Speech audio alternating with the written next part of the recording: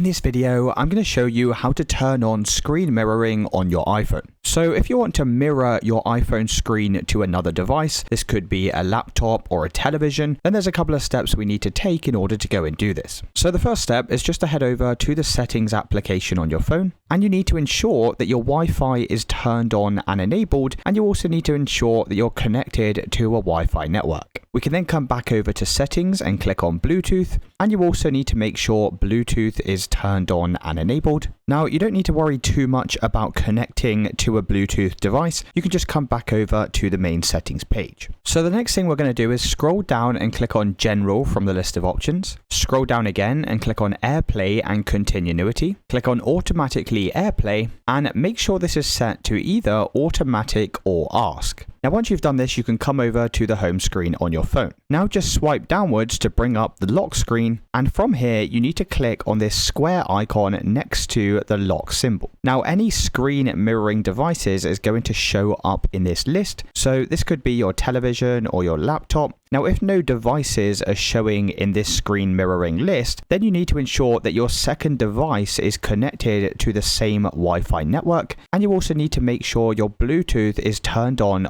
that second device. So if it's my television, for example, I need to make sure my television is connected to the same Wi-Fi as my phone, and depending on the device that you're trying to connect to, there could be a setup screen or a button on that device that you need to go and press before it's going to show up in the screen mirroring section. And that's it, guys. If you did find this video helpful, then let me know in the comments and I'll see you in the next one.